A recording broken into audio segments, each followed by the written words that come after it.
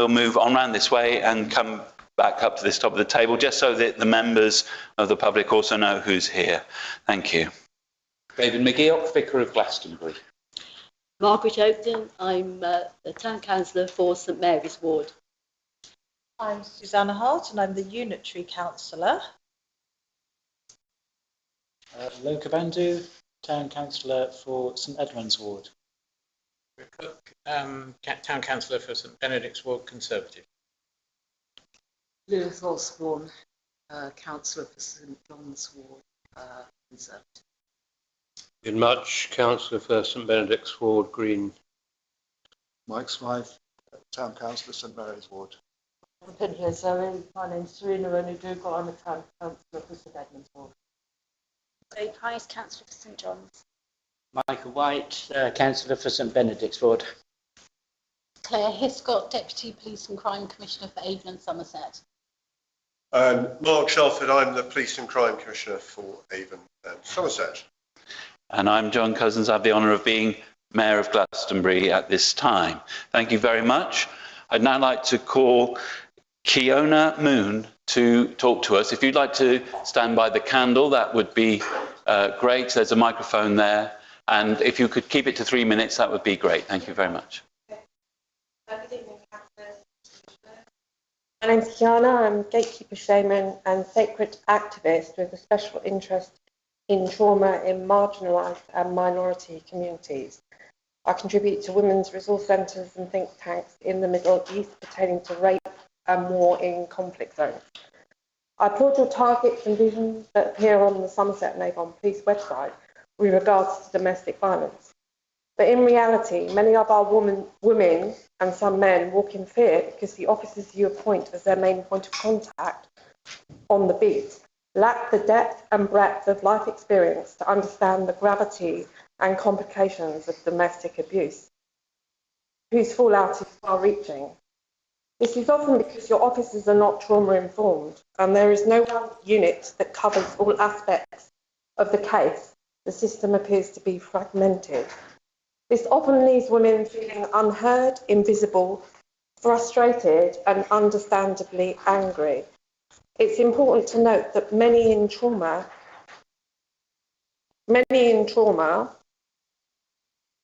cannot connect to existing services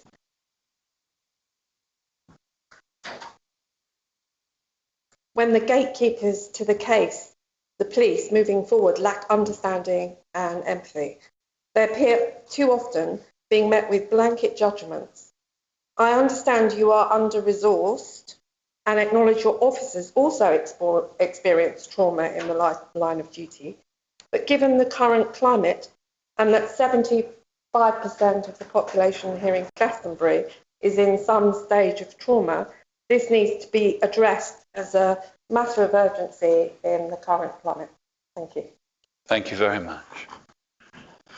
I'd now like to ask Kevin Gage if he would speak to us. Thank you.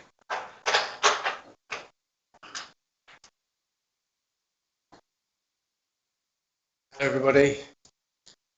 I didn't realise there was going to be a public sort of slot for myself this evening. Thank you for allowing me to speak. These are the biggest times of change that we know. It's the end of the old paradigm, it's the beginning of the new. There has to be a resolution where we come together for the people and for everyone, essentially.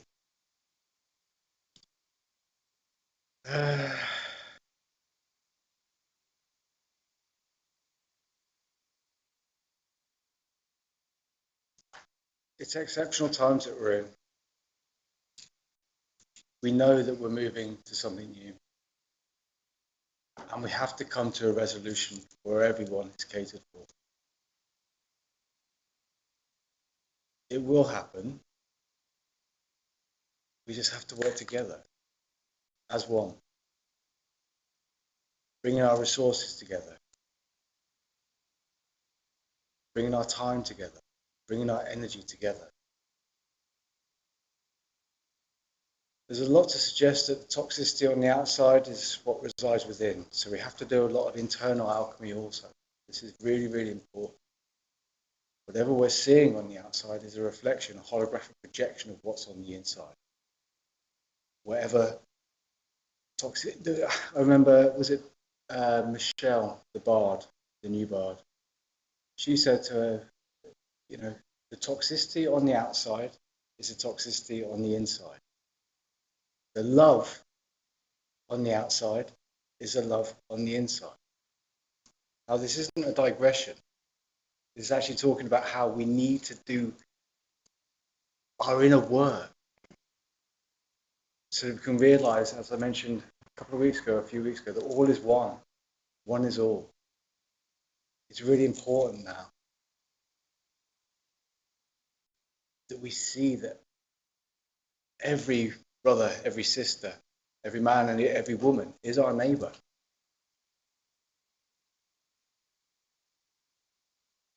I'm not entirely sure of the funding and the finances and whatever else, but there is, as I said before, space, and I'm sure finances for everyone for it to work.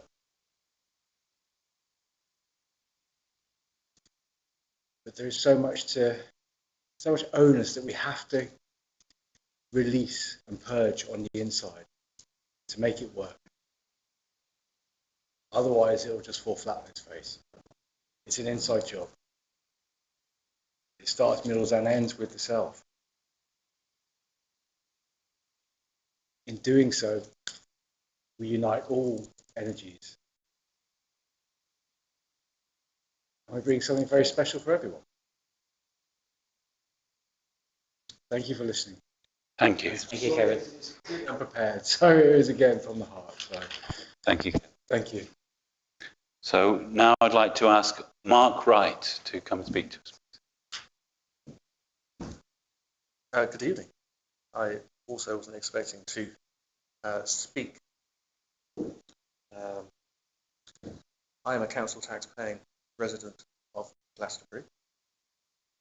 I lived in a van for 8 years, in my 20s and into my 30s. And during that time, I completed a degree in construction management.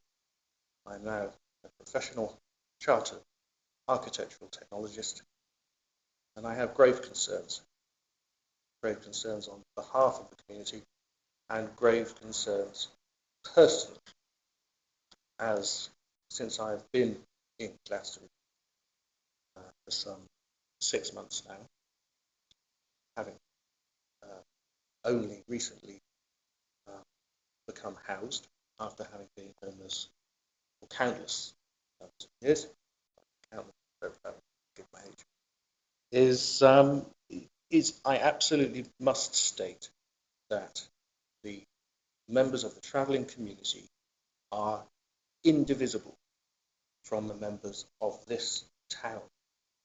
If there was some holocaust or purge of the people that are living marginally, that are part of this community, I would miss deeply many friends, and I would worry deeply also for their well-being. Thank you. Thank you. And now Claire Rosalie Burr. Hello. Hear me? Quite a few points to bring up.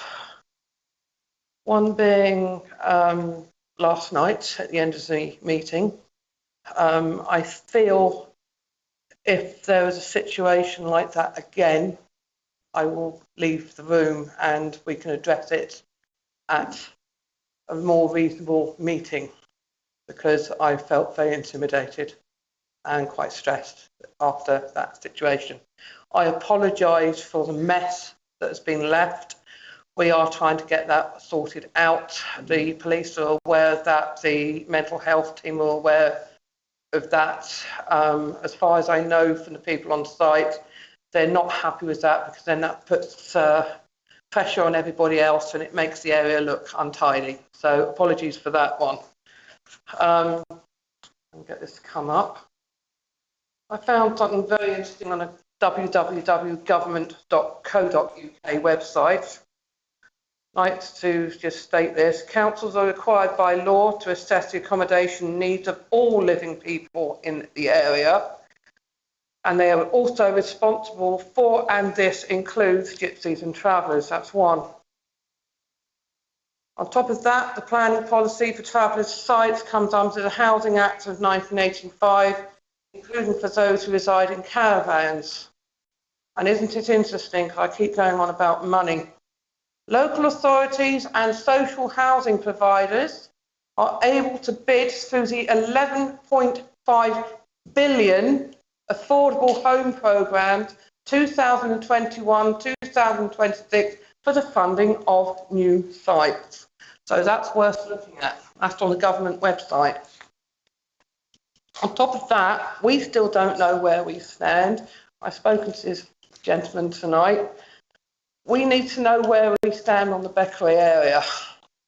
Do we apply, can we apply through Somerset County Council, even if it's temporary until sites are built and provided, for us just to reside there for the time being until we get something else? Because as I said last night, all we're going to do with evictions, which isn't very nice for the people that are down there at the moment, we've got people on suicide watch.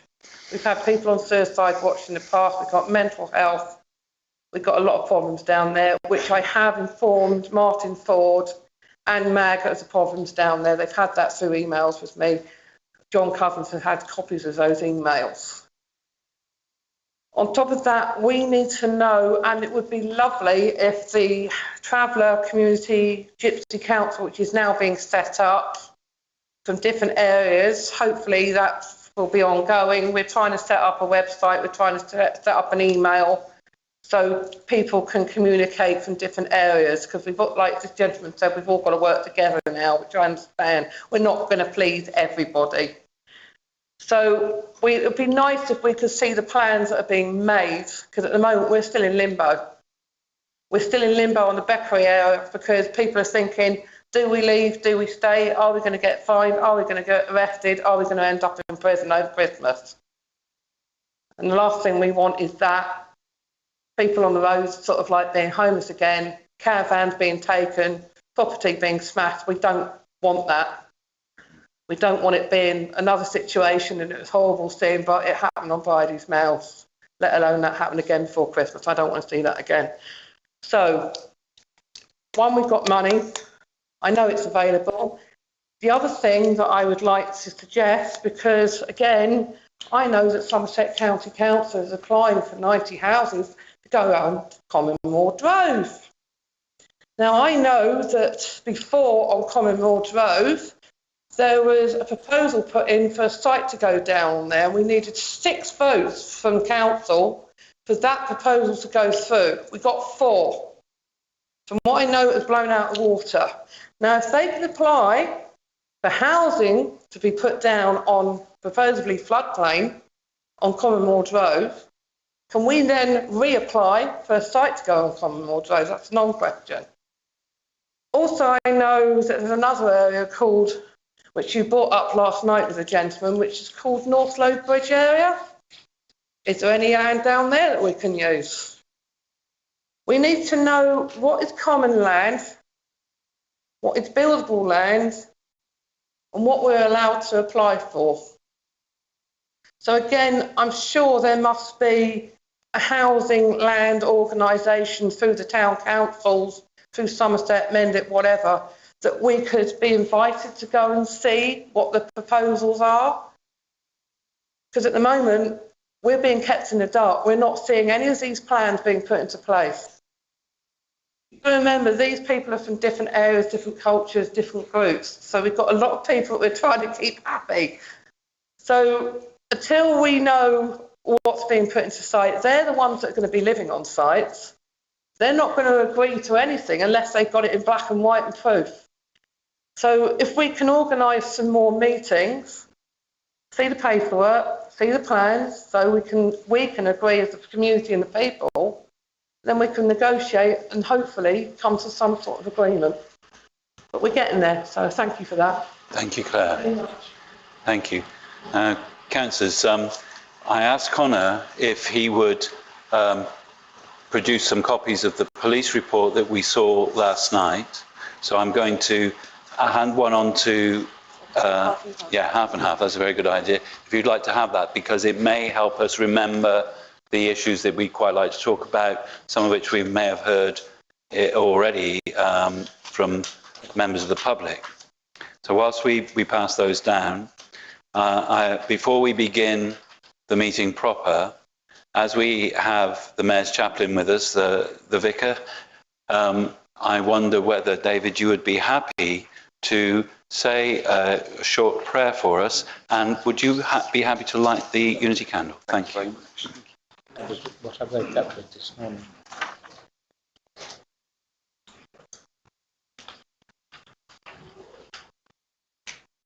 One thing that binds us all together is this wonderful candle.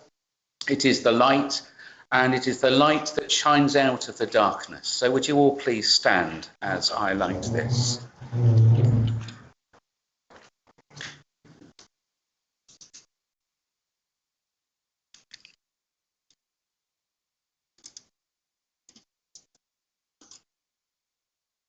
We give thanks for this candle. We give thanks for this light. May this light shine out, not just at this table, but in our hearts and in our discussions this night.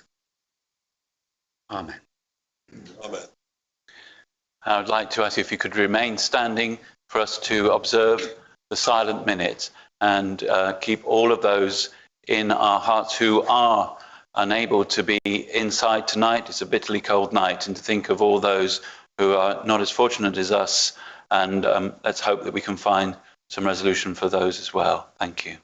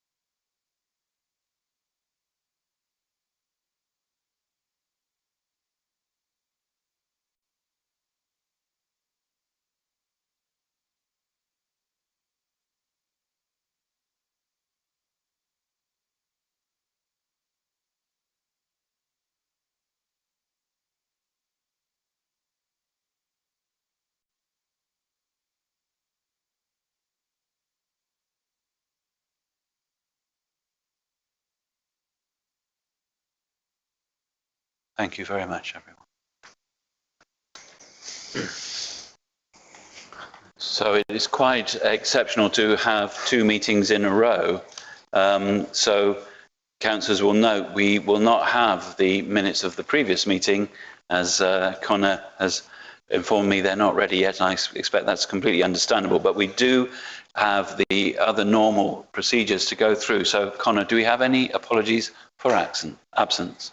Thank you, Your Worship. I've had apologies from councillors McDougall, Henderson and Manning, owing to either family commitments or conflicting meetings.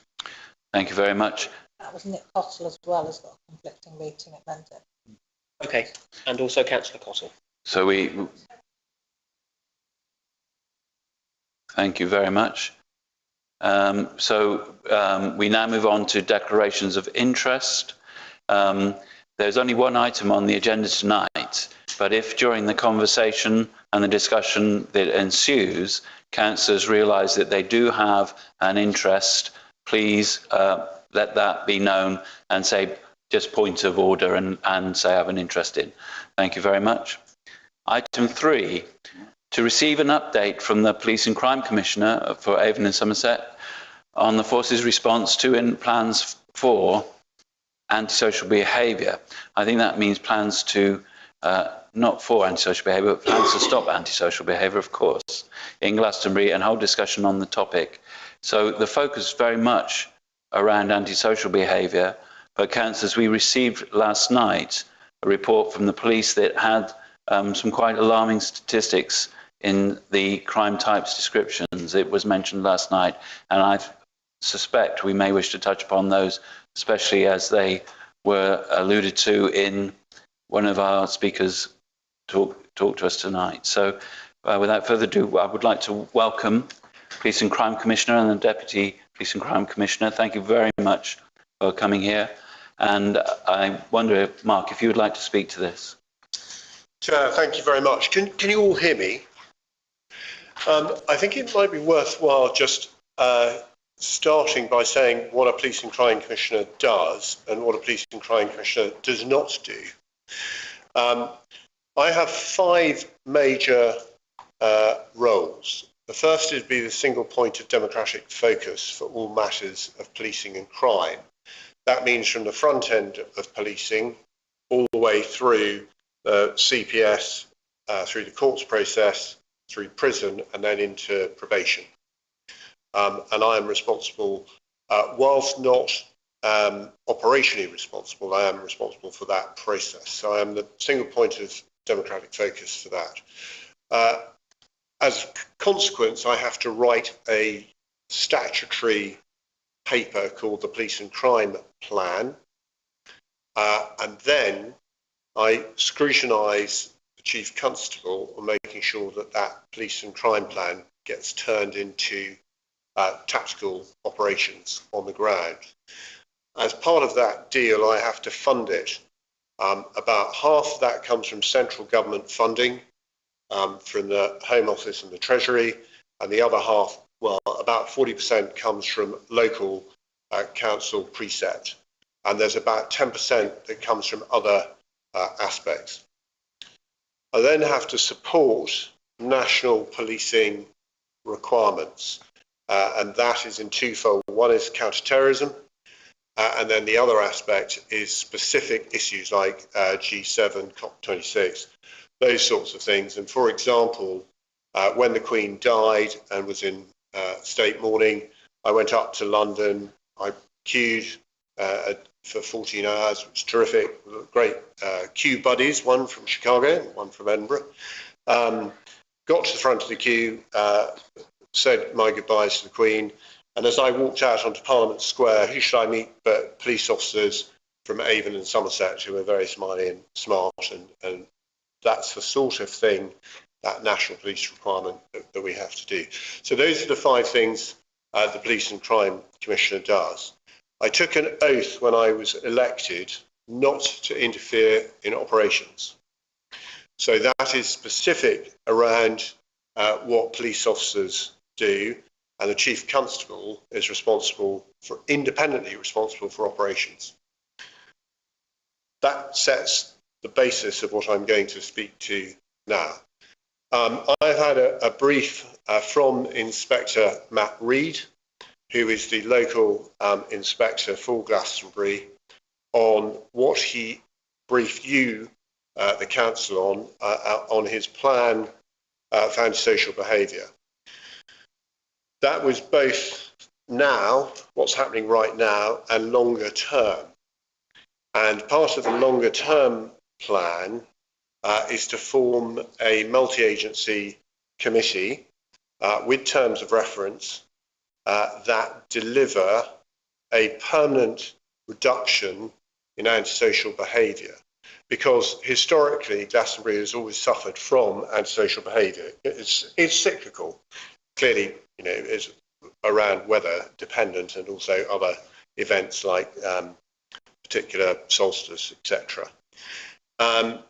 So what Matthew wants to try and help is bring together councillors and other agencies into a group that is led by Glastonbury, owned by Glastonbury, to deliver what you want on how to permanently stop antisocial behaviour in the town. And the police at the moment are just a sticking plaster. They're not the permanent solution. So it is about bringing people together. It's about people understanding each other. It's about understanding what's needed. We talked, one of the speakers, the first speaker, was talking about police being trauma informed, and we're working on that, trying to get everybody in the police force to be trauma informed. We're doing a lot of work, and in fact, Claire, my deputy, is leading on violence against women and girls and reducing that, both at the specific end, of the police end, but we're also looking at trying to get into culturally into the education piece in order to prevent it happening in the first place. And those are touch points throughout a child's education from 4 until 18, looking at what healthy relationships look like and what unhealthy relationships look like, and what to do if you're in a bad relationship, rather than to stay there silently and who to go and see. So that's something that we're strategically pushing out to the rest of the force. Now, let's return to the subject of this committee. Because, Chair, I think it's really important that it should represent all the communities involved.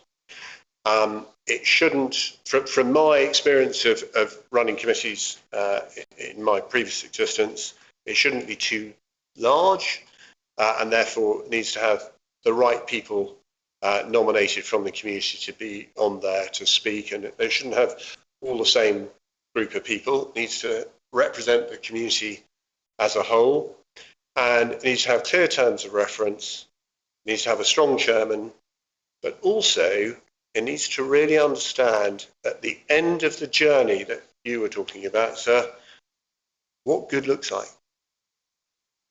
So it's bringing the community together for sure, but what does good look like, and what do you want it to look like? And that should be the aim that you start with. Once you've agreed that, everything else is relatively straightforward. Thank you, Mark. So, councillors, I'm going to suspend Standing Order 26. So, councillors, you do not need to stand, or anyone need to stand when speaking.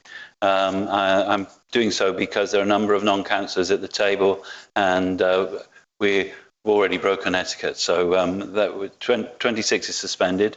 If the clerk would like to make a note of that. So, what does good look like is a very good question, but I'm sure that some of the councillors here may have some questions. Do remember that we're here particularly focused on the antisocial behaviour aspects, which is about 17% of the crime that's happened. But Mark, if you will see on the statistics we gave you, there was another figure within that was quite shocking for councillors, which is the violence and sexual offences at 42%, which is much greater than the antisocial behaviour that we've witnessed in the town. And of course, this sort of activity can very often go unnoticed by the majority of the public because it happens elsewhere.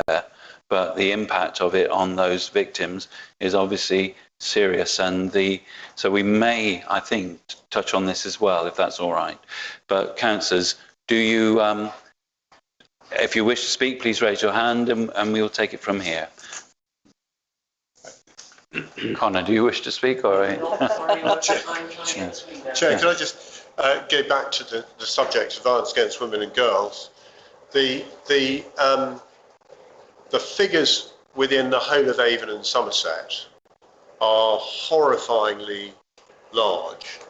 So the number of reported crimes by predominantly women who have been attacked predominantly by men last year was 22,500, just short of 500.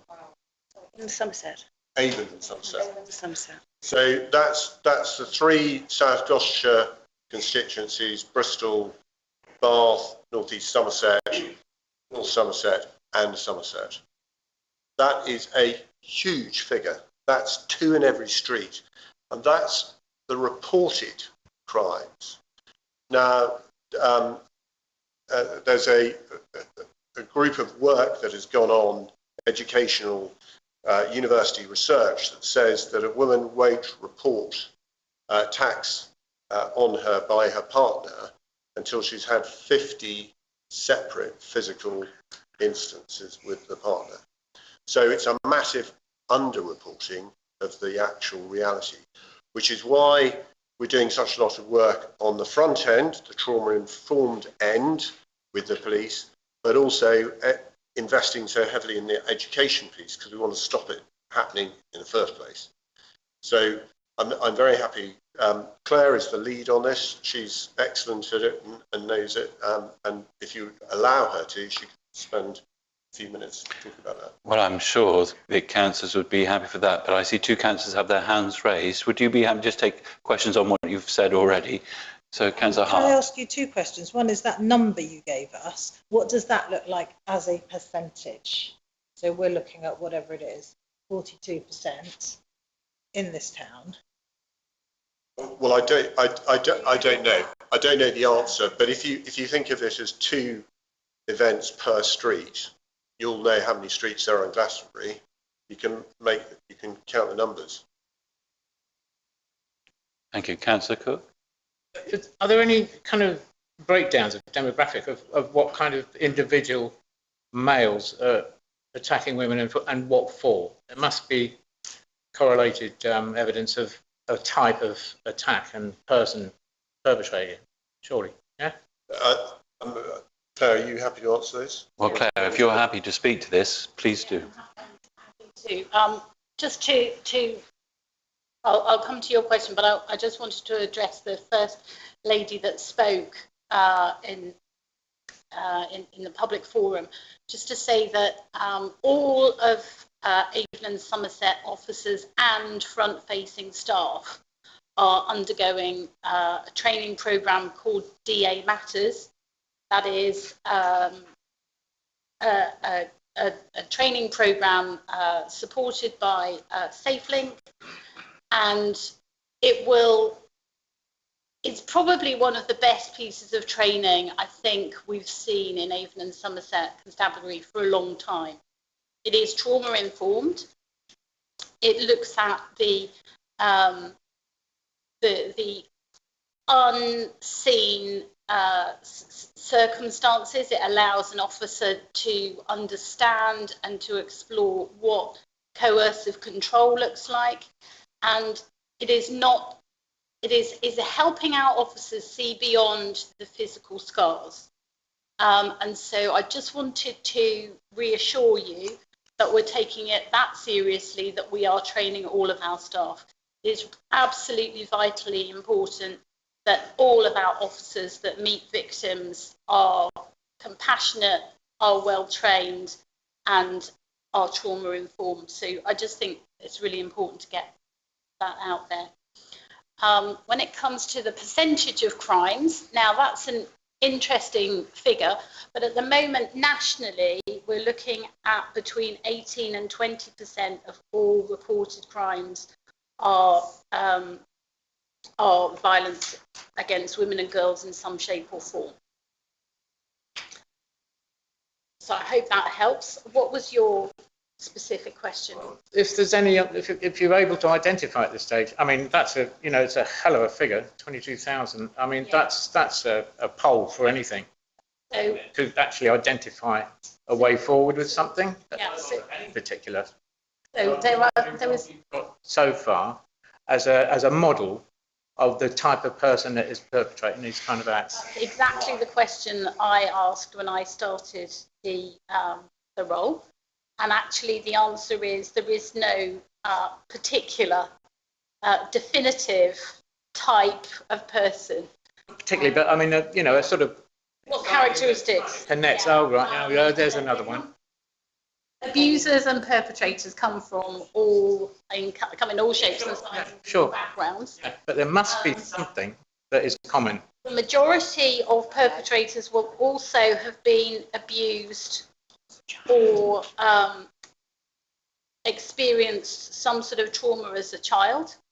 There will be different ways of responding to that. I'm spending a lot of time exploring and understanding some of the causes in order for us to run effective perpetrator programs to change behaviour and for people to understand themselves. So often a perpetrator will have experienced abuse themselves, and that will become a learnt behaviour, or also it will become a way of survival and a response to getting their needs met. So all I can say is that the perpetrators come in all shapes and sizes. Some really key factors also, and I was in a meeting this morning where we looked at cases of domestic abuse and how the police have responded to them. We have independent scrutiny panels, and I was looking at panels work today specifically on our response to domestic abuse. A key factor always in serious incidents are drugs and alcohol. That always seems that, well, not always, not in 100% of cases, but often they are exacerbated. This is my point. This is exactly where you're getting to, which has always been a problem. Often exacerbated by... Drugs have always been a problem. So that's identifiable. So there's actually nothing new there. No, nothing new. Other than the quantity that's now available. Yeah, absolutely. It's gone to off licenses and garages and everything else. Well, we could spend a long time. It's a major thing that we've always, publicans have been saying this for years and years and years. So that is probably for another day. With these figures, it's not going to get any better, is it? They are frightening figures. And another issue is we have an absolute epidemic of horrific pornography on the internet. It is easily accessible. It is accessible for your children. And it comes straight down into their phones with very little filter. That's habit.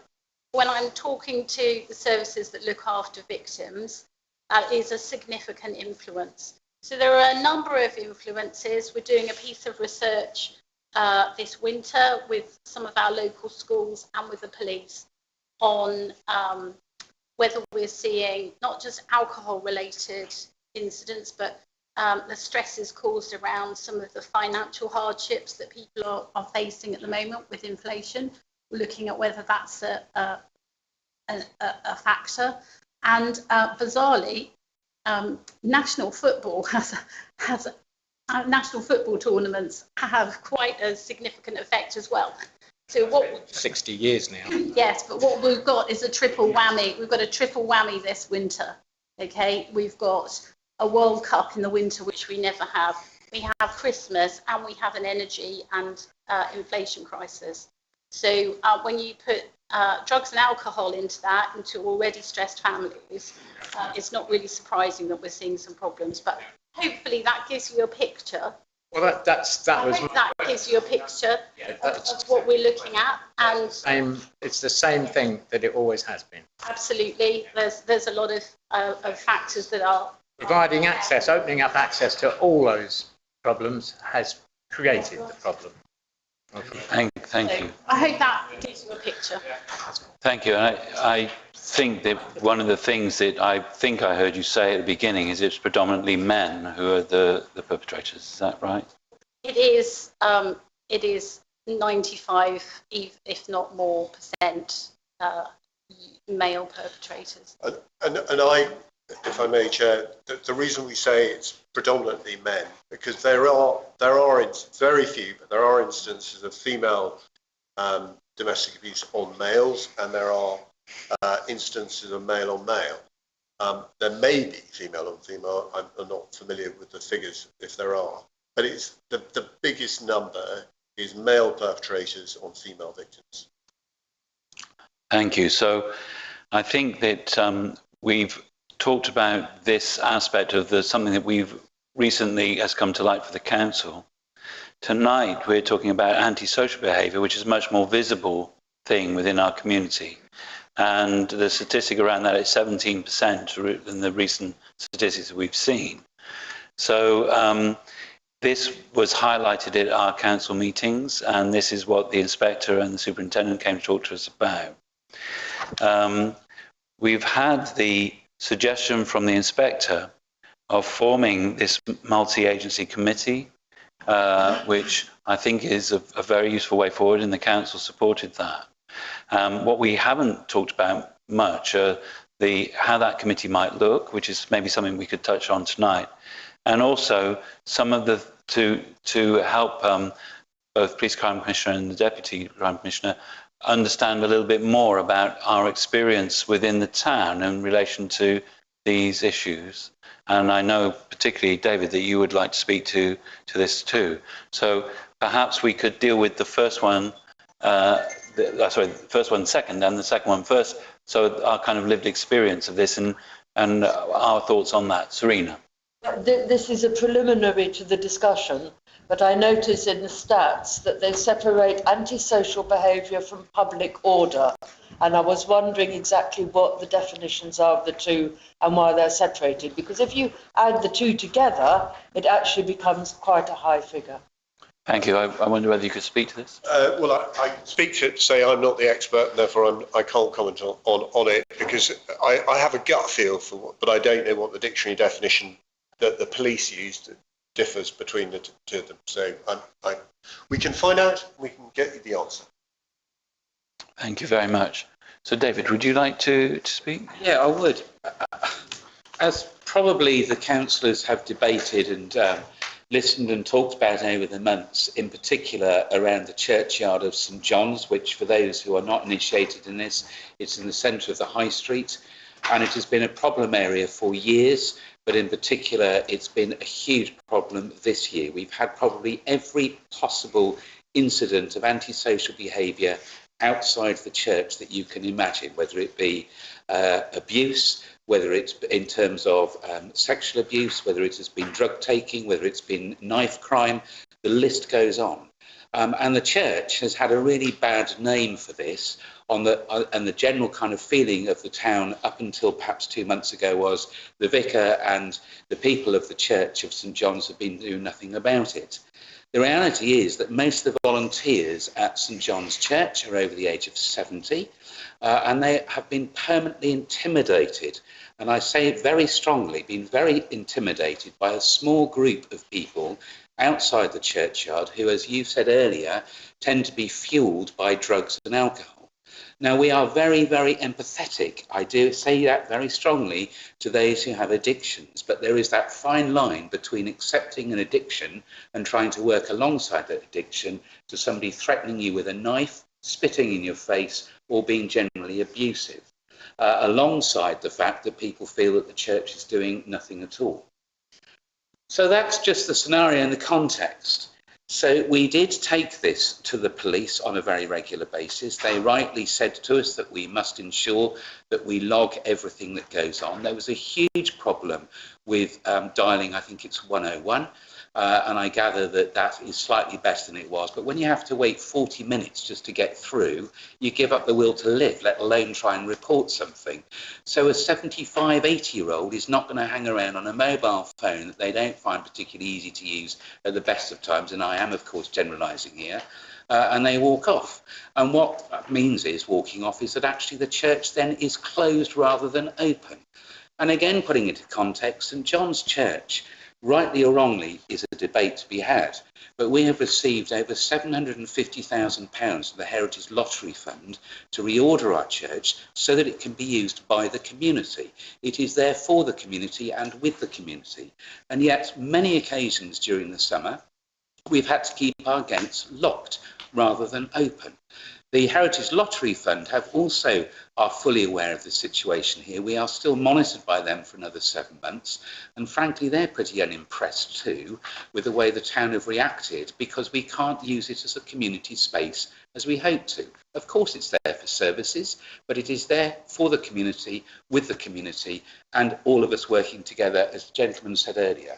You know, we are all in this together. So we set up a working party on our own in September, and we met up with the beat team, which started with the inspector, sergeant, and then the new police officer, PC James, and PCSOs came along, and we started to look at the antisocial behaviour outside the church and what we could do about it. We do not want to deter anybody, and I do stress this for everybody to hear, we don't want to deter anybody from entering into the church. It is open for all of the time when we can open our doors. We don't turn anybody away, regardless of who they are, and what they represent. That's not an issue for us whatsoever. We are an inclusive church, and we want to carry on being an inclusive church. So with all of us together, we decided that actually what we needed was to try and stop people drinking in the churchyard, quite a simple act really, but very, very difficult to maintain, and I use the word leastly, police. We wanted to stop the drug dealing going on in the churchyard. And those of you, again, who don't know the churchyard that well, we have the front of house, which everybody tends to know, which is on the high street. We also have a churchyard behind the church, which is associated with the school. And St John's School equally were very saddened to see how much drug taking was going on at the back there. Simple things. A 5 or 6 year old kicks a ball over the fence into the church. A 5 or 6 year old cannot safely go in there to collect it because there are often needles within that, and we can't remove needles either. It's not safe for us. So that has been raised with the police, and they have said that they would very kindly provide some sniffer dogs to actually do this on a regular basis. That's not yet materialised, but I hope it will, because we want to make a safe space for all, not just for a small minority. So we looked at the space around. The police have certainly been far more enthusiastic about containing drink and drugs. We have all agreed, and again I think it's important we all hear this, we don't necessarily want arrests, because all that happens realistically is if a police officer arrests somebody for drug dealing, whilst that is of course illegal, where they then have to take them to an interview suite is miles away. You take the police individual off the street for hours at a time, which consequently means that sometimes we then have no policing for all sorts of other things in the street. So we said, and we don't necessarily want people moved on either, because all we're doing is moving them from the church to somewhere down the high street. It's about education. We're not naive to think that just by one conversation we're going to change somebody from taking drugs or dealing with drugs. We're just saying, I'm sorry, but actually dealing in drugs here is not acceptable. It's for everybody to see in the high street, and you either are taken out, by that I mean you're taken out of the churchyard, or the police decide on what other behaviour to take. And interestingly, by not actually arresting people, but by having a conversation with somebody, the drug dealing over the last 2 months has decreased outside the churchyard. I can't speak for the rest of the town, but certainly it has made a difference outside the church. People come into the churchyard wanting a safe space, whether it is to walk around the labyrinth, whether it's just to stand still and look at the Holy Thorn, whatever it may be, and people are beginning to feel safe in a way they haven't for several months.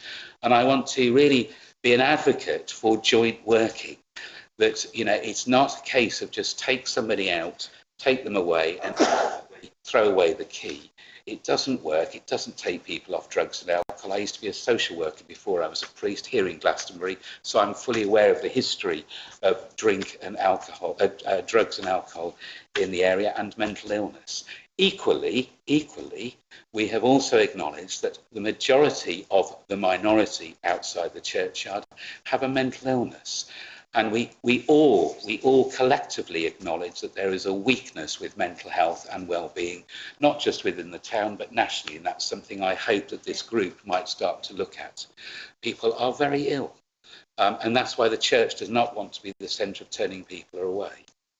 The mounted police have also come, initiated by, in part, the working party that we've set up at St John's Church. Again, not to make arrests, but actually to make the town feel much safer by moving people on a little bit. You know, the major part of offences in the summer, I don't know what you heard yesterday, but this is what I heard by the inspector for here, was between St John's Church and the Market Cross. The majority of all stuff in the town is in that small area, and that's why the police have been trying to work alongside some of the shopkeepers and with the church to ensure that that small area becomes a safer place. And lastly, and I'll be quiet, is that it was acknowledged that what is extremely good with the churches plural in this town and various other parts of the community, is that we feed rightly those who are in need. Absolutely right, whether it be through Community Fridge, whether it be through the music shop up the road, whether it be Hare Krishna, whether it be St Benedict's Church, the list goes on. But as the police suggested, it is maintained within a confined area.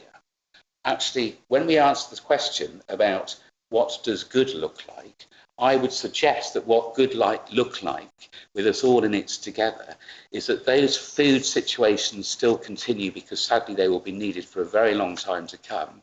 But perhaps rather than endorsing it in the high street, that we collectively look at a space just off the high street where people can not just be there for lunchtime or for a sandwich or whatever it is, but actually they can feel safe there on a permanent basis. And I think we could use Somerset County Unitary Authority as they move into this, of saying, could you give part of St John's car park to the town, especially what used to be the old train station area, which has a cover on it, and we can actually move all the food areas to that place 7 days a week, 52 weeks of the year. For me, everybody's happy. Everybody remains safe. The meals are provided. And beyond that, it also means that we just take people off the high street and hopefully reduce some of the antisocial behaviour that's going on in condensed spaces. I'll be quiet. Thank you very much. Lily. And Serena. Live in St John's Square overlooking that canopy, and quite frankly, I do not want to see people being given free food 52 weeks of the year under my window. And, you know, there are places where this could be done, but perhaps the industrial estate or something like that would be more suitable. But I do think, you know, living in that area, which has been identified as the actual sort of hot spot of crime in the town, people need to actually think about the residents, because I find it actually very disconcerting that everybody except the residents of that part. Okay, I know it's, you know, it's cheap property, it's poor people, but they do count. And I feel that, you know, that kind of comment that you've just made is totally undermines, you know, where I live and how I have to live. It's not meant to. I use that as a suggestion in terms of moving the condensed area off the high street. I just use that as a suggestion. I'm sure there are lots of other better spaces.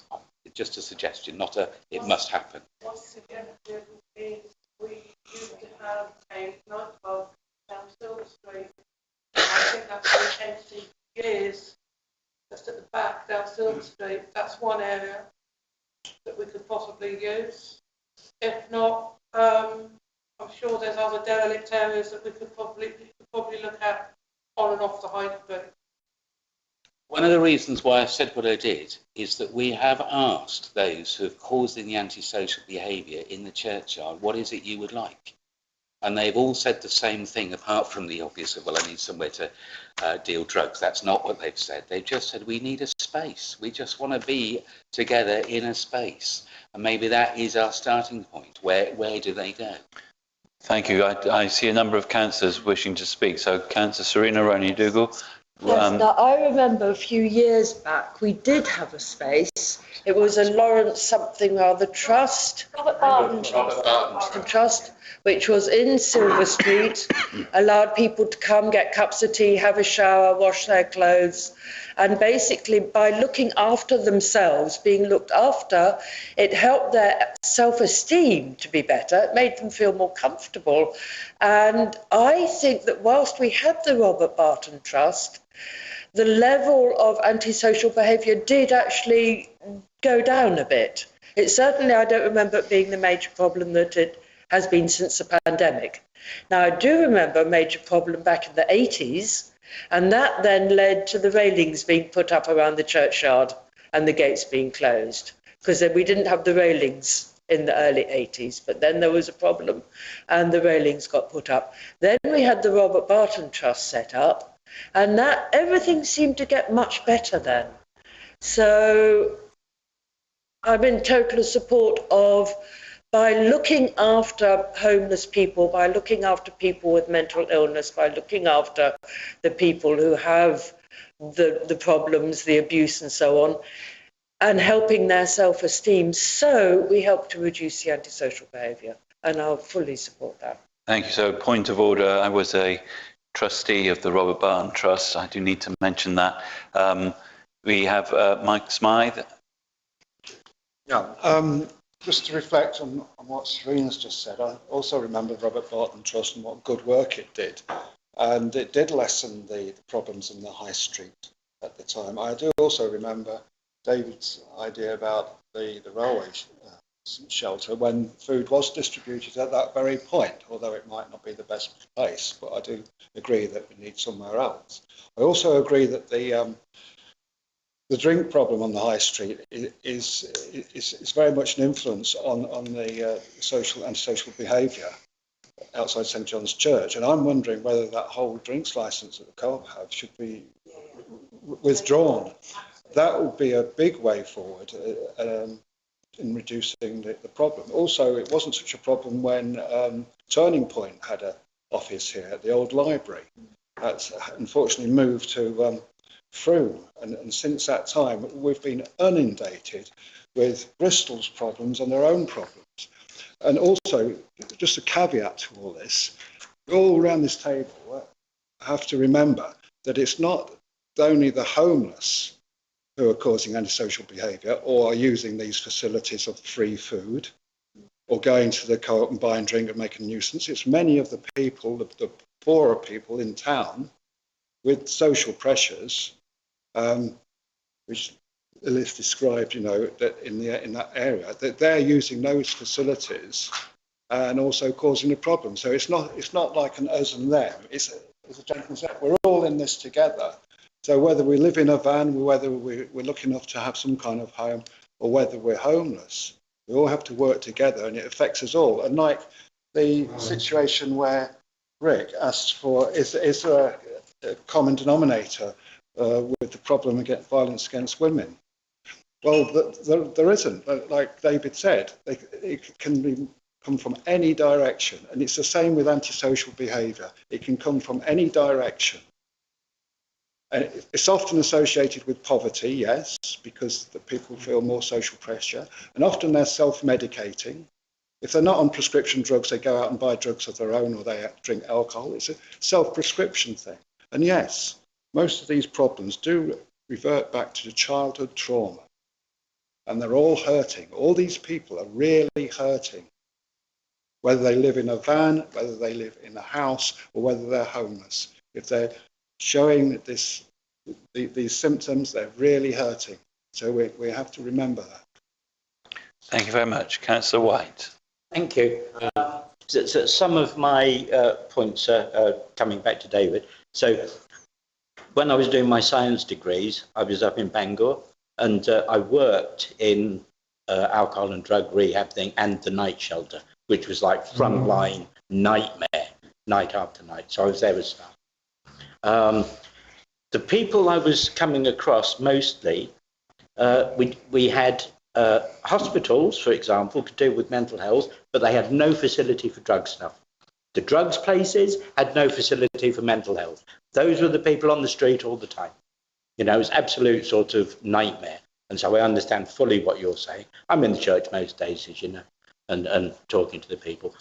One thing that did come to mind, so again from up in Bangor, Safeway supermarket up there was one of the first to do needle exchange. Yeah. They recognised I had a problem. This was 82. And they sort of went, we've got a problem, let's fix it. So what you were saying about not being safe to pick up the things, I would go for like a needle box somewhere around the church, something really simple. We did that on airlines. So when people were going into the airline toilets, shooting up, they said, we've got a problem. Let's have a thing for sharps. It's actually really, really easy. And so simple sort of approaches. But no, I agree. I think you're doing a great job. Councillor Much. This place, I've got the name of it now, you said, where the people used to go in Silver Street. Robert Barton Trust. Why did it close? Ran out. I can answer that myself. It ran out of money. It was as simple as that. What's the space? It needed £10,000 core funding to continue. It had a lot of project funding. Yeah. It came to this very council. Ooh. And this council, which was its last resort, did not fund it. Oh. When it closed down, the headline on the Gazette that week by one of the councillors being quoted by the journalist was, "Good riddance to bad rubbish." Really? I was talking with one of the councillors who was hoping that this council at the time could have supported Robert Barton Trust. Of course, I have an interest because I was a trustee and I had to go through the process of closing it down. Probably the worst thing I've ever done in this town. He said, "It is a real shame, John, that we spend more money on flowers than we do on the people in need. What's that space used for now then? It's a print works. Cedar. Right. So we are now, Councillor Cook. Oh, thank you. Yeah, Serena, the railings episode, I was here then, and I knew the guy who put the railings up, so I knew exactly what was happening there, why it happened, and it was 1994. Right, so it wasn't too long ago, but still bad enough that that's what had to happen. It was pretty tragic then. We all thought it was pretty tragic, that, like you say. It was lovely when it was all open. Anyway, so it's not a new problem by any means. The nightclub in Silver Street is unusable.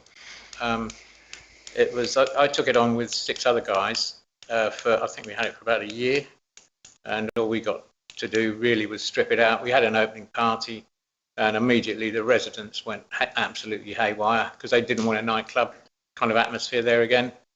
And there's new houses being built along there, so that's never going to happen for something like this, because Mendip did a whole thesis on it and came back with the figure of 500,000 needed to put it to anything up to, so it's not going to happen. It's owned by the Brownings. It'll go eventually to housing. Why not? You know, it's an eyesore, and a rat-infested one at that. The co-op licensing, you can't restrict their licensing. You can if they've been persistently serving illegally, right? They're not serving illegally. That's the problem. This has always been the problem. Alcohol to people who have already had too much to drink. Oh, they've already had too much to drink. That is a licensing enforcement. So it is. Operation. So is that going on? Well, councillors, I don't believe that this is the right place to discuss a business that's not here to defend itself or to make any comments on the way that they're conducting their business. This is a public meeting being broadcast, so I would caution councillors on what they're actually saying about private businesses and individuals. I agree, and it shouldn't have been brought up in the first place. But right now then, Mike, that was 82. Things have changed. You know, I mean, we've got, like you said, you know, about the porn access, the ease of access to alcohol is frightening. It was frightening down at Torleisure. I'll never forget it. I say drug dealers are actually giving up drugs to sell alcohol because they could get it so cheap at the supermarket, and the kids always had 20 quid to buy a £10 box of beer. I mean, it was absurd. There's been no controls on alcohol sales other than giving all kinds of places licenses to sell it, you know, at discounted prices. I mean, you go along to any supermarket now, it's discount, £20 a bottle of this. It's just ridiculous. There's more concentration on alcohol in all of the supermarkets now than anything else. It's frightening. Thank you, councillor. Point well made. And I reckon that, and I still believe that drugs and alcohol are a catalyst for the violence. They're definitely, without a shadow of a doubt, a catalyst for violence. So they're not totally responsible, no, but there's a lot of issues for every attack, you know, and God knows we've had stabbings in the town to prove that. But the catalyst is always usually alcohol, drugs, loss of money, loss of job. You know, we all know that. It's historically endemic in human beings, unfortunately. Thank you. Councillor Oakden? It's such a huge problem, and it's a multifaceted problem because we are dealing with people who have no access to help. And I'm thinking particularly about the mental health issue. I'm a psychotherapist, so I do understand mental health. And I can tell you right now, for the 12 years I've was a psychotherapist, the mental health problem is the Cinderella of the NHS, and it always has been, and it still is. The crisis team are usually in crisis themselves, and that is the problem that we face here in this town. We also face problems with drugs, we face problems with alcohol, and it's condensed in the small area, which is what has been identified by the police. We also have a division in this town between the residents and between, I won't call them travellers because they actually don't travel. They come here and they stay here for whatever reason, but they don't travel on. And something has to be done to break this mould, to break this wheel that keeps going round and round and round. How many times do we have this argument? How many times do we talk about, we know what's happening, but we need to do something about it. I think the idea that Inspector Reid put by is very good.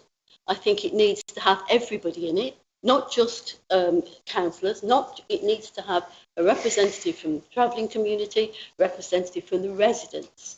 Because as I said before at the last meeting, the one word that I hear pushed aside, and in this case I'm talking to bricks and mortar residents, is the residents.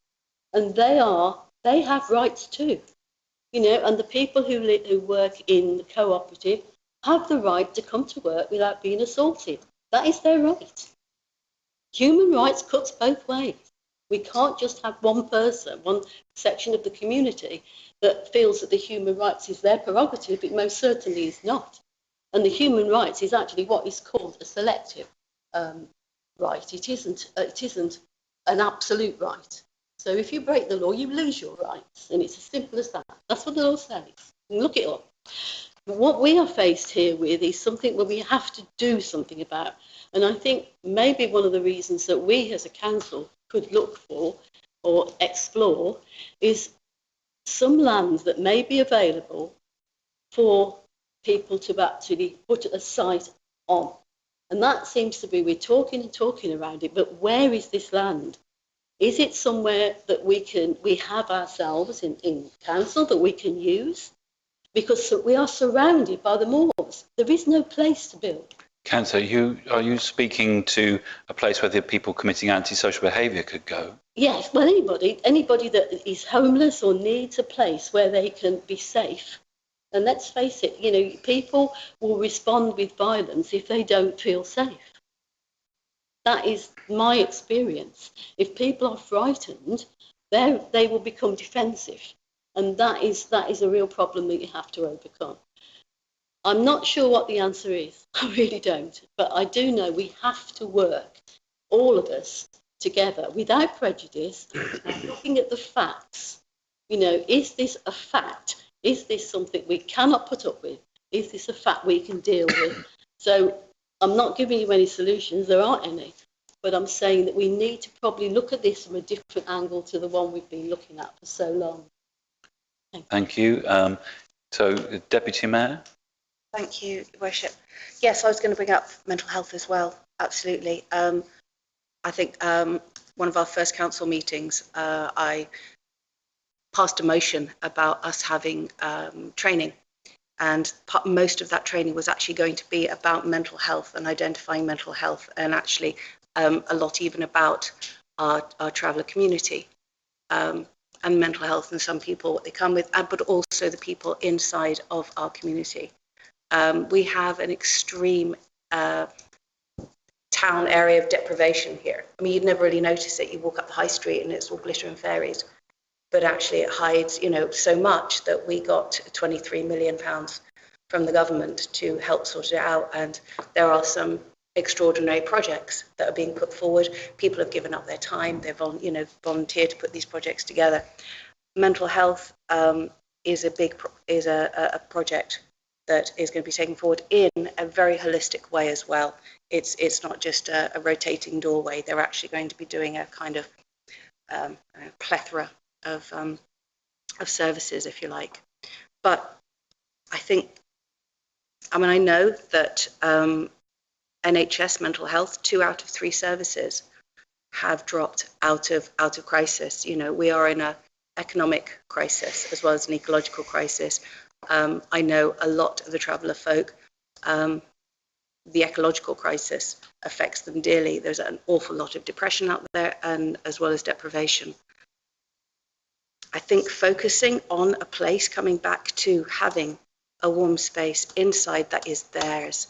So we will be dealing with places to live. Absolutely, that is on the cards as far as I know. But this warm spaces thing, I was there too in 94, whenever it was, when the bars went up. And my gosh, I'd go back there for anything. You know, what we had back then was nothing really compared to what we have now. And it's just going to get worse. And I think it's making a stand. I think we have to actually, as a whole town, and as the council, as voted in leaders of this town, to actually make a stand to say, look, we can help this, because this is, as we say, it's behind closed doors, violence, and it is all, it affects everyone. I mean, every class of people, rich people, poor people, the violence happens. Children, absolutely, and that is the fallout of it completely.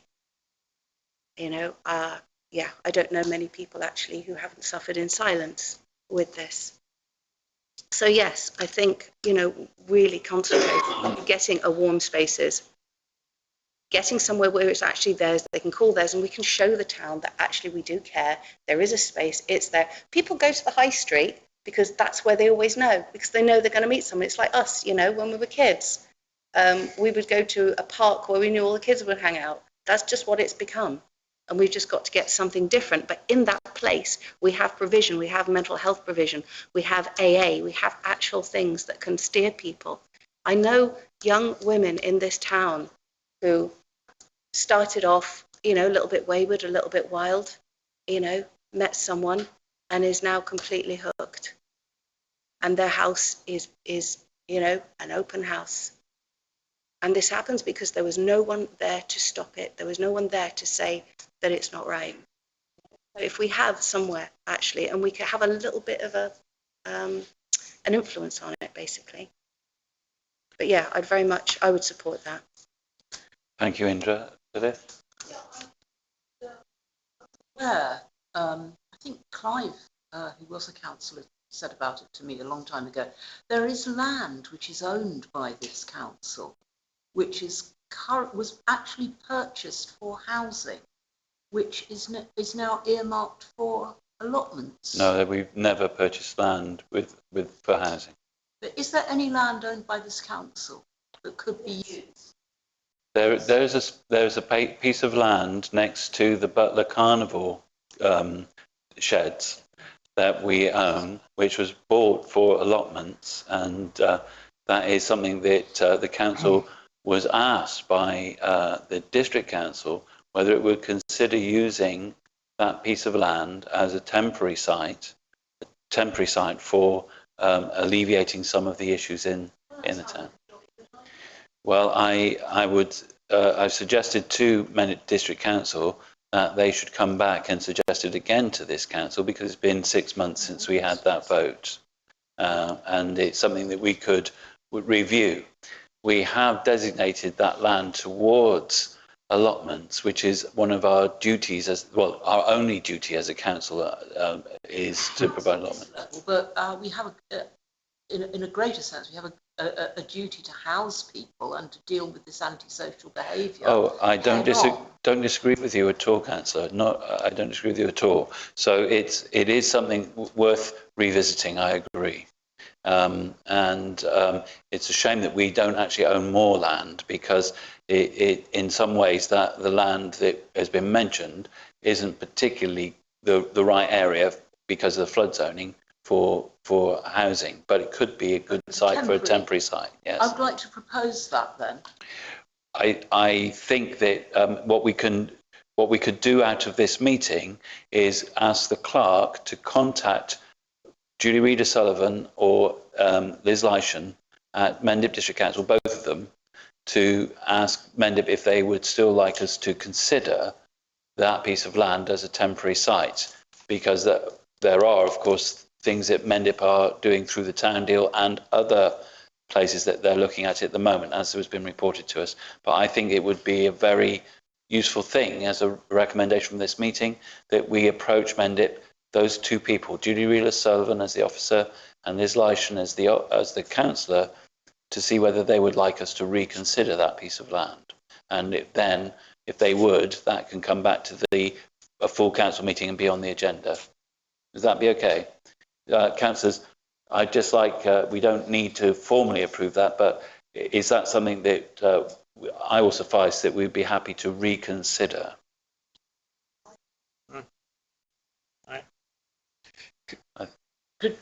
Sorry, Councillor Cook, I have a number of other people who wish to speak. Oh, yeah, I'm sorry. conscious of you have spoken quite a bit this evening, and there are other councillors who haven't spoken at all, but I have the vicar next, if that's all right. Just in response to some of this, excuse me, I'd like to tell a good news story, not about this town, but about antisocial behaviour. Before I came here as vicar, I was vicar of 2 villages of Puriton and Pollet. If you don't know where that is, it's just on the edge of Bridgewater. I arrived as a very naive new priest. And I was held to ransom, as was the village of Puriton where I lived, by a group of teenagers who knew the law.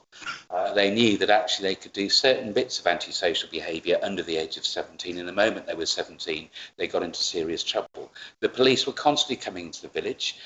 People of all ages were continually harangued, including the church. I seem to incite this, I don't know why. We had people throwing stones at the church, at the vicarage, and so on and so forth. So I and others spent some time, as we have done with the group here, as I said earlier, in the churchyard, and asked the youngsters what it is they wanted. And fundamentally what they wanted was their own space. They didn't care where it was, they just wanted it to be their own space. So the church, rather like you as a town council, didn't own, you'll be pleased to hear in this instance, the church didn't own any land at all other than where the church was situated.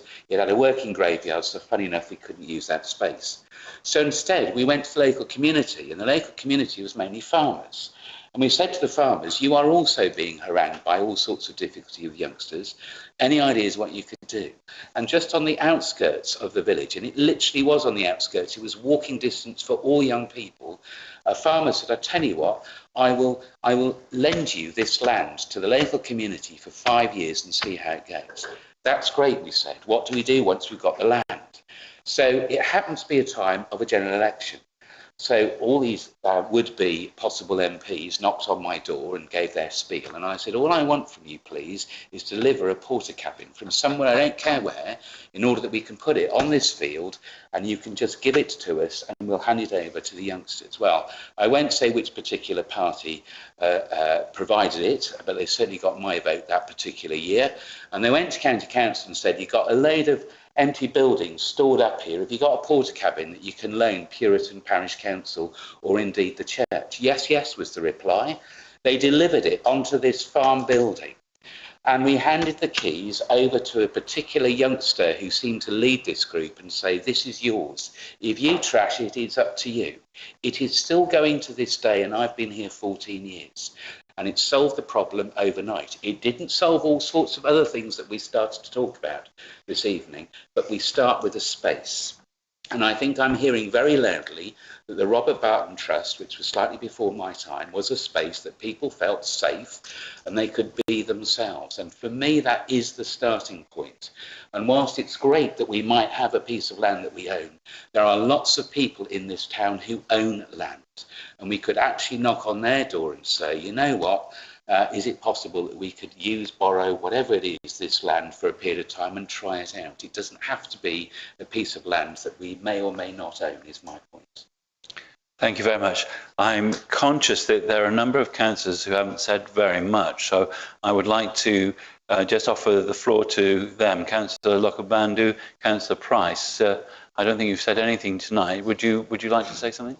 Yeah, I'd like to just note that I get slightly concerned when we talk about travellers and traveller sites at the same time as we talk about antisocial behaviour, because they are separate issues, and that does concern me that they keep getting lumped together.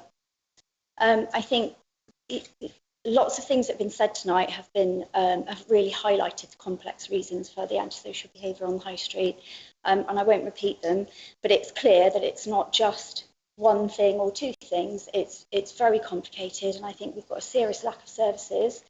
I know the Robert Barton Trust worked well. I volunteered there before I started my training as a social worker, and I saw that it worked very well.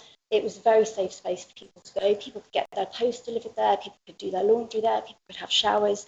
There were volunteers from the church. You could get a cup of tea, you could get a sandwich, you could just have a friendly person to speak to. It was a very, very good space, and it kept things off the high street and away from tourists and away from shopkeepers. And I, for one, would definitely like to see something like that back in our town.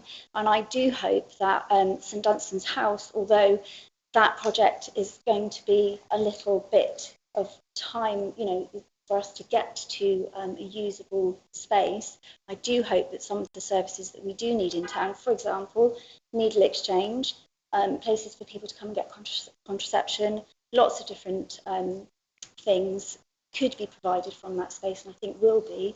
But I do feel that in the meantime, that perhaps we should be looking at other options, other things that we could do. Thank you. I would say that it was a combination of the Robert Barton Trust and Turning Point being at the old library. Right. You could exchange your needles there if you wished. Both of these things were seen at the time as reasons why people of ne'er-do-wells were coming to Glastonbury. And it was thought that if they were closed down in a similar way to the story we hear about our fridge or the free food, if it was closed down, we would get rid of the problem. All that happened is it made the problem worse. And I think that we have to be careful about seeing some of the attempts at providing a kind human solution to these situations, which are probably all trauma-based in one way or another, that we don't just throw the baby out with the bathwater because it's the easiest way to pinpoint these things that are very obvious that are being abused by the ne'er-do-wells. I think it's a much more, as we've heard, a much more complicated situation than that. Councillor Lockabandoo. Yes, thank you. I very much agree. There's two issues. One is housing for people not living in bricks and mortar, and one is antisocial behaviour more on the high street. Kind of two problems with two solutions. I think when there's antisocial behaviour, the instinct is to push it somewhere else, so just not in your face anymore. However, it just goes somewhere else, and a much better solution is to look for a way to dissolve it, make the problem not happen at all, which may be by meeting people's more fundamental needs, a space to gather or human dignity or whatever. The trouble is that always, even that will have to happen somewhere. The Robert Barton Trust was on Silver Street. It wasn't on the High Street, it was on Silver Street. If it wasn't on Silver Street, it would be, I don't know, somewhere else. And we do live in quite a crowded country, and there's always going to be someone within earshot or eyeshot or whatever. So that's going to be an issue. I think one way to address that issue is kind of balance the rights people have for human dignity or whatever with the duties they have to behave well. So antisocial behaviour has to be somewhere we've got to emphasise people's duty to the social behaviour. Like if you want the porter cabin in the fields, frankly, you've got to behave well enough to keep it. And I don't hear much about the duties of people who want to live in caravans or gather on the high street or whatever. I think that is something we could emphasise. They have a duty which allows people to have the right to live in peace and quiet in their flats. If we could find a site for non-bricks and mortar people to live, and if we could find a kind of refuge for people to have showers and stuff, that would be amazing. Thank you very much. Councillor Smythe, you wished to speak a little while ago. I think the two previous speakers have covered most of what I wanted to add. Thank you very much. Councillor White? Just very briefly, that this council provides 2 youth clubs. So they're operated by the YMCA, but this council pays for those facilities, Red Brick and St Edmunds. Thank you. Thank you. Deputy Mayor? Just briefly, as Claire, who spoke earlier, has said that the non-bricks and mortar people are getting together. They are organising themselves with spokespeople. And out of that, it is hoped that also a kind of area agreement happens between them as well. They're talking across different sites because there are some sites are more aggy than others. So hopefully some of the old timers who know how to keep themselves. The elders, thank you, my love. The elders are hopefully wearing off because they don't have anyone else. They only have people being angry at them, and that's all they're going to be back. So yes, hopefully there will be representatives and also codes of conduct. Thank you. Yes. Yeah, I'd like to ask the police commissioner if he could clarify what the law is with areas that want to have a no drinking rule on their streets, because it seems to be something which I'm sure it exists in some elite boroughs where the people... Well, I can answer that. There is currently a PSPO across the whole of Mendip which allows the police to remove alcohol from people drinking it on the streets. Yes. The whole of Mendip? The whole of Mendip is one of the other PSPOs that exists. I think part of the problem is that the number of officers that the police has at their disposal and the issues that they have to deal with are so wildly out of kilter that perhaps, and I would look to, that there just are not enough officers to be wherever they're needed all of the time, and there are some very serious crimes that must take precedence over people drinking on the street. I'm pretty certain of that. If I may, Mr. Chair, you're absolutely right. The good news is that the Boris balance of extra police officers is starting to come in. It's a 3-year training course. I've attended the first passing out parade in November of those, and the next one will be in January, and it's 60 each time, and they go across the whole of Avon and Somerset. So you will get more officers frontline here, which is good news. What I've listened and we've been very quiet because it's your meeting and it's your solution and you're going to own it. And the good thing that's come out of this evening is that there is ideas of what good looks like. And there's some of the journey of how to get to that point. You talked about a space that can be owned. You've talked about multi-agency support work. You can go into that space and support it. Mental health nurses, I think somebody talked about contraception advice. You've talked about how you might change the food kitchen in such a way to make it easier to have the remaining group around it in a way that doesn't encourage antisocial behaviour. You've also talked about alcohol and the issues around the availability within the town and the licensing. And certainly the police have been talking to the retail industry from the point of view, partly to protect them, but also to look at how the alcohol could be marked so they know which stores it's come from when they find old bottles around or whatever.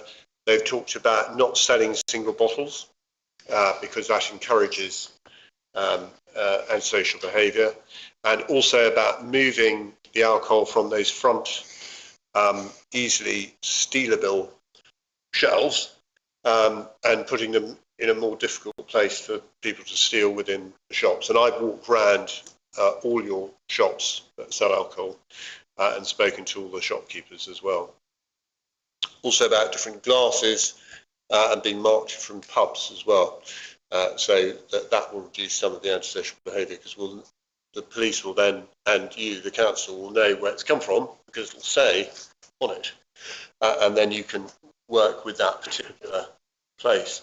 I'm also really pleased to hear about thinking about the young, because if you can get to the young first, and that brilliant idea, I think it was you, Vicar, of a social contract, and that agreement, that social contract of we'll look after you, but you've got to behave. And behaving means the following.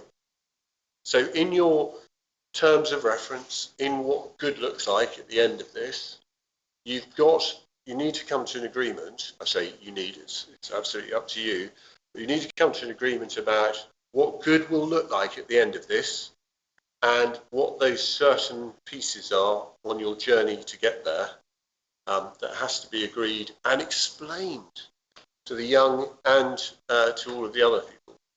And just two further things, practical things. I have a fund in order to reduce violence and criminality, and you can bid to it. The maximum amount of money is 5,000 at any one time for projects.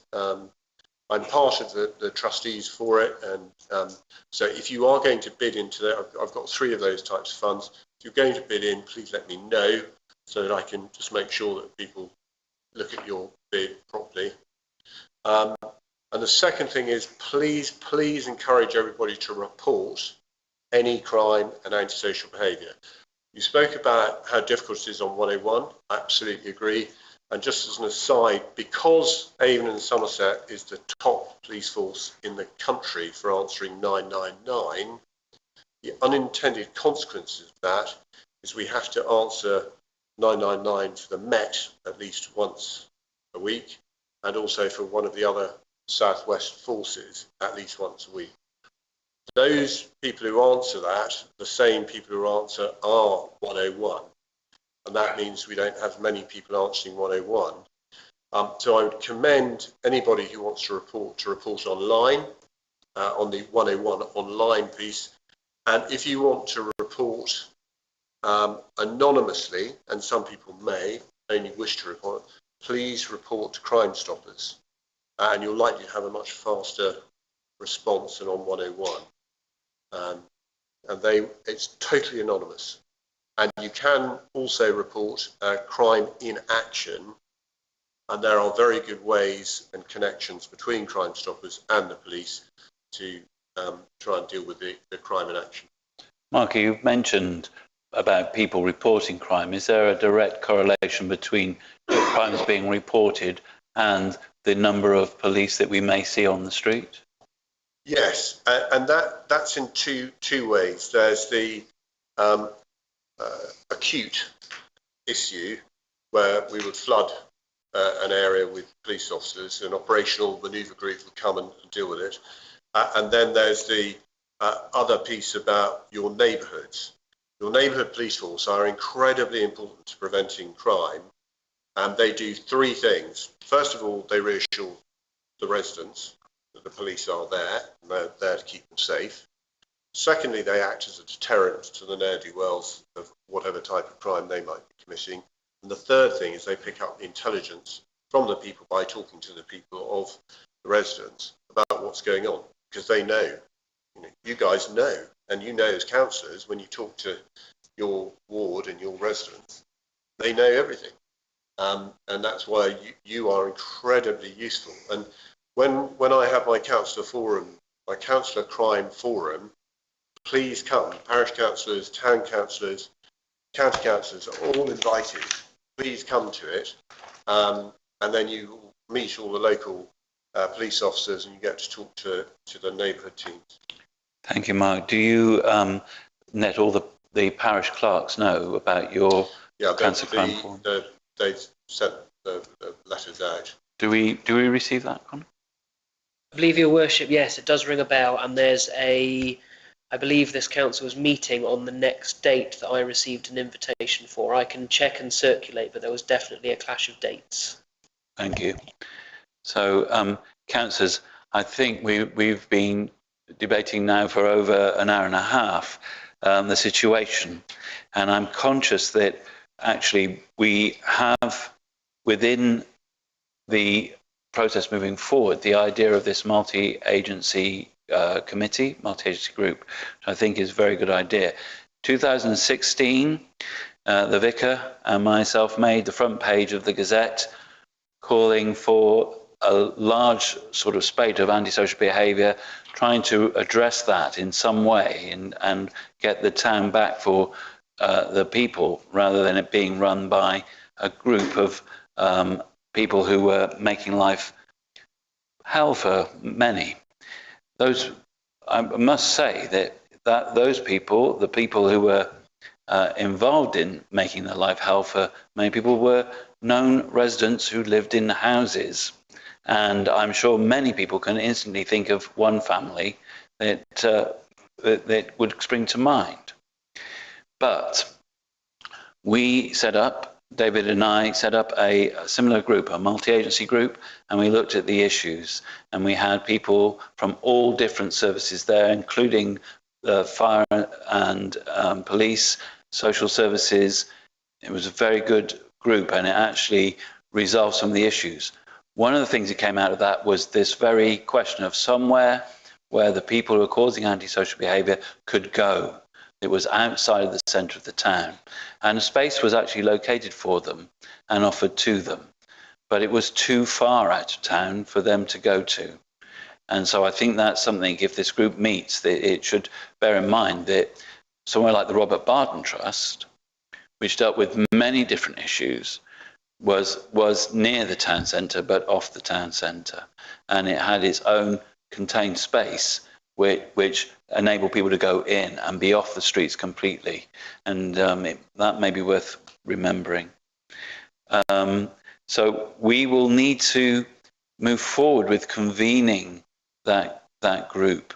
I think we're going to have to do that after the Christmas break, but I think it should be one of the things that the council looks at our meeting in January, convening that group. It can't be a group of councillors. It will have to be a group with lots of different agencies in. And as I think I recall Mark saying, it needs to be small, not large. And therefore, we as a council are going to have to think of who we would like to represent us in that group. And that's something we may need to think about over the Christmas period.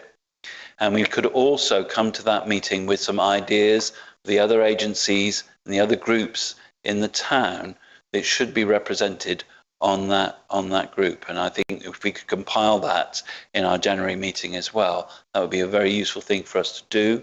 Then we can go back to the inspector and sorry, Your Worship, when you're finished, I'd just like to remind members about a meeting we've got booked with Inspector Reid to go over some of the details about this group.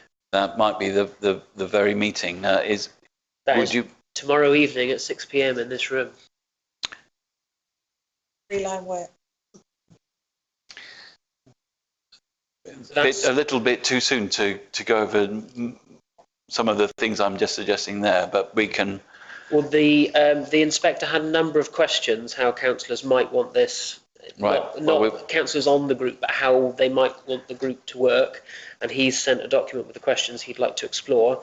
And if it's the first of 2 meetings to set the group up, then it's a good start. But that was booked. Okay, so thank you, Clark, for alerting me to that. Then we will continue this conversation tomorrow. I thank you very much for coming. Thank you very much, Mark, and thank you to Claire, I think. Is that right? Yes, sorry, I think I've got it. I see a member of the public wish to speak. Yeah, I just want to point out something.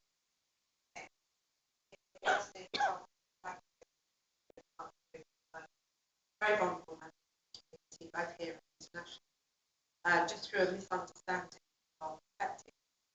Myself, I walk with the Kurds, not politically, but from a trauma perspective, and I've experienced very aggressive police tactics when you flooded the town earlier this year. As someone who has had trauma, your police officers caused psychotic training because they couldn't differentiate between showmen that are traumatised and can all reach altered states because of the trauma in their brain, and those who use ayahuasca, peyote, or perhaps. And I appreciate that it's difficult to distinguish that, but I wasn't the only one targeted, and I think that needs to be addressed. Thank you. If I may, yeah. Chair, afterwards when the meeting finishes, if you want to talk to me, I can give you my card and touch base. Thank you too, David, for coming. I'm very glad to see you here. Thank you. Thank you, Councillor. So it's tomorrow night, Connor, at 6 o'clock? That's correct, Your Worship. Thank you. I must read my emails more often. I would now like to declare this meeting closed. This afraid I can't